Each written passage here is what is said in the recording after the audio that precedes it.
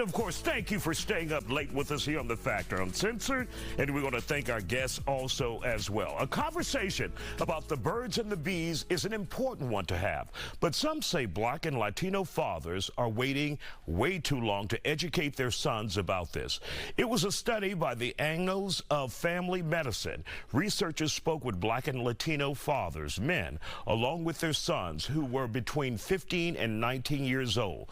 They say they found multiple dads actually underestimated the fact that their sons are actually sexually active already. The conversation came way too late. We found a group of fathers to share their perspective. Joining us here on The Factor, Demetrius Walker, DJ Henny, and H-Town Bully. Glad to have you all here on The Factor Uncensored. So, Demetrius, first of all, what's your son's age? Have you had that conversation? What? Yeah, my son is 12 years old, and yes, we've had this conversation in elementary school. Well, well, you can never be too early, right? Well, because most fathers, like the study said, are too late. Yeah, definitely. I mean, you know, first of all, these kids are inundated with sexual images and, you know, music. As soon as they step out the house, you know, whether it be YouTube, TikTok, Instagram, whatever it may be. I mean, these women out here letting that coochie breathe. You know what I'm saying? So and they gotta know. Were you ever uncomfortable doing it at such an early age? I don't think there's ever really a comfortable age per se. No, I mean you as a father, just talking to your son about that. Yeah. You know, the conversation definitely is an uncomfortable conversation. You know, just being real. But it was necessary because, you know, as soon as he leaves my house, he goes to school and kids are talking about things that they've seen, that they've been exposed to, whether it be in their household or whether it be on the internet. And my son had questions, so I had to be a good father and answer them. All right, DJ Henny, your thoughts on this? Yeah, I agree. I got a 12-year-old son too as well. And I was shocked because, you know, as you know, I'm in education, so I see this every day, all day, what these children are exposed to. So I had to open up that conversation as well. And also, I come from a family that has had sexual encounters, molestation, and so forth. So if you don't introduce them to it, they won't feel comfortable to even talk to you if something happens to them. So yeah, I remember showing my son some videos, him and his sister. His sister is 13 right now. And just to open up that conversation, I never forget, my daughter kind of shied away from the convo, but my son was like, okay, Dad, so what's Pornhub? And I just realized, like, wow, he had so many questions.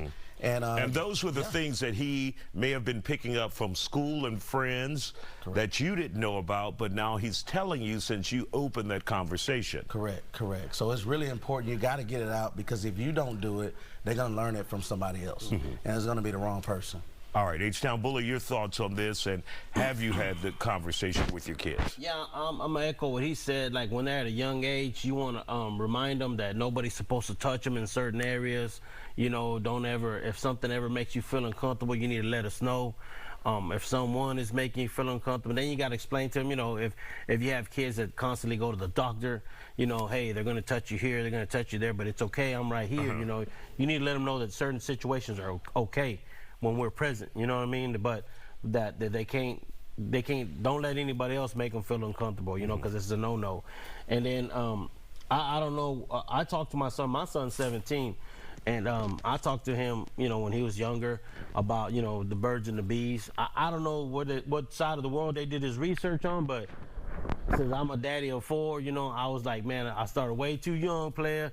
Don't ruin your life like I did. You know, strap up, you know, hey, you know, I always ask him questions, you know, like, what's going on? Hey, you and that girl, y'all, you know, y'all kissing, y'all holding hands? Because, you know, I'm in a relationship with a Latina, and it, you know, once you get older and y'all been together for so long, you know, you ain't getting no action, so you gotta live through your kids. You gotta be like, hey, what's up, Pop? What's going on with that girl? You know, what's happening? You know, you kissed her yet? You know, stuff like that. So, you know, somebody got to be getting something. And Demetrius and Henny, were you guys concerned if your kids were or are having sex at a young age? Or are you saying just be careful? That's your main focus. That's your main goal as a father.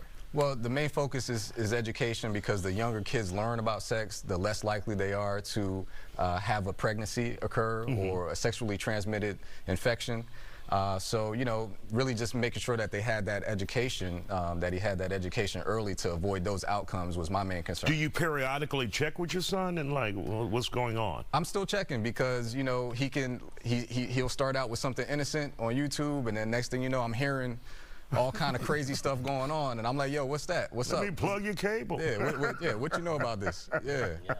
All right, hit it. Yeah. So, you know, funny thing is, I thought about this because when I was young, and I remember being in school, I had questions myself. I remember watching movies, and you were adults, and then the sex part scene come on, and your parents take, oh, close your eyes and leave the room.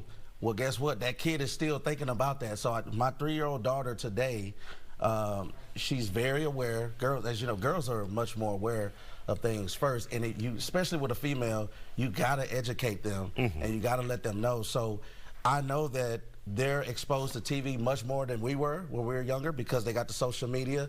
Even if they're scrolling through the YouTube and watching Instagram, you flip up, bam, it's there. So if you don't address it, they're gonna find out themselves, and most of the time it's gonna be the wrong way. I thought I was the only kid like that. Every movie I had to go out the room. I had to close my eyes. I had to close my ears. And you're wondering, but guess what? Even though you got kicked out of that room, you're thinking like, why? Exactly. And I remember asking questions like, asking my mom detail like, oh, she's pregnant. Well, where'd the baby come from? How did it get in there?